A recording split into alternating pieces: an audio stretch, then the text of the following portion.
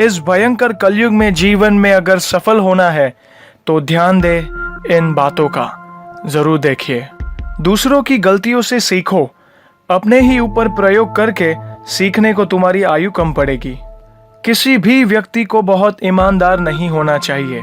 सीधे वृक्ष और व्यक्ति पहले काटे जाते हैं। हर मित्रता के पीछे कोई स्वार्थ जरूर होता है, यह कड़वा सच है।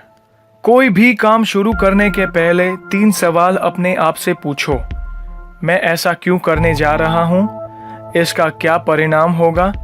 क्या मैं सफल रहूंगा? भय को नजदीक न आने दो। अगर यह नजदीक आए तो इस पर हमला कर दो, यानी भय से भागो, मत इसका सामना करो। दुनिया की सबसे बड़ी ताकत पुरुष का विवेक और महिला की सुंदरता है। काम का निष्पादन करो, परिणाम से मत डरो। सुगंध का प्रसार हवा के रुख का मोहताज होता है, पर अच्छाई सभी दिशाओं में फैलती है।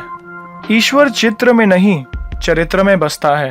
अपनी आत्मा को मंदिर बनाओ, आत्मा में परमात्मा है।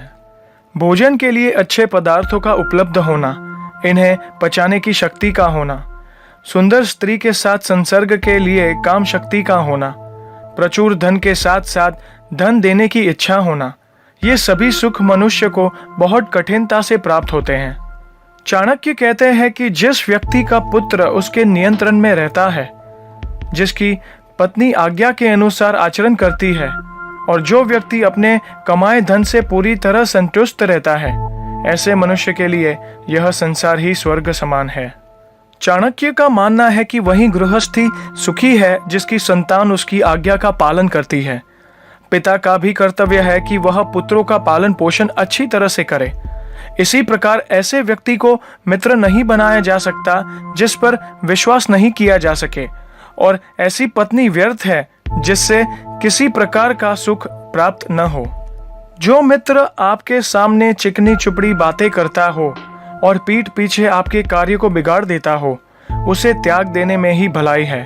चाणक्य कहते हैं कि वह उस बर्तन के समान है जिसके ऊपर के हिस्से में दूध लगा है परंतु अंदर विष भरा हुआ होता है। जिस प्रकार पत्नी के वियोग का दुख, अपने भाई बंधुओं से प्राप्त अपमान का दुख असहनीय होता है, उसी प्रकार कर्ज से डूबा व्यक्ति भी हर समय दुखी रहता है। दुष्ट राजा की सेवा में रहने वाला नौकर भी दुखी रहता है। निर्धनता का अभिशाप भी मनुष्य कभी नहीं भुला पाता। इनसे व्यक्ति की आत्मा अंदर ही अंदर जलती रहती है। ब्राह्मणों का बल विद्या है, राजाओं का बल उनकी सेना है, वैश्यों का बल उनका धन है और शूद्रों का बल दूसरों की सेवा करना है। ब्राह्मणों का कर्तव्य है कि वे विद्या ग्रहण करें। राजा का कर्तव्य है कि वे सैनिकों द्वारा अपने बल को बढ़ाते रहें। वैश्यों का कर्तव्य है कि वे व्यापार द्वारा धन बढ़ाएं। चाणक्य का कहना है कि मूर्खता के समान यौवन भी दुखदायी होता है, क्योंकि जवानी में व्यक्ति काम वासना के आवेग में कोई भी मूर्खतापूर्ण कार्य कर सकता है, परंतु इनसे भी अधिक कष्टदायक है दूसरों पर आश्रित रहना है।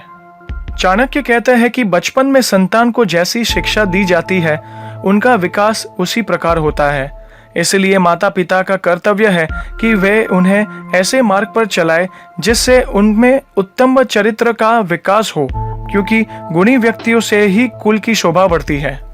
वे माता पिता अपने बच्चों के लिए शत्रु के समान हैं जिन्होंने बच्चों को अच्छी शिक्षा नहीं दी, क्योंकि अनपढ़ बालक का विद्वानों के समूह में उसी प्रकार अपमान होता है जैसे हंसों के झुंड में बकुले की स्थिति होती है। शिक्षा विहीन मनुष्य बिना पूंछ के जानवर जैसा होता है। इसलिए माता पिता का कर्तव्य है कि वे अपने बच्चों को ऐसी शिक्षा दे जिससे वे समाज को सुशोभित करें। चाणक्य कहते हैं कि अधिक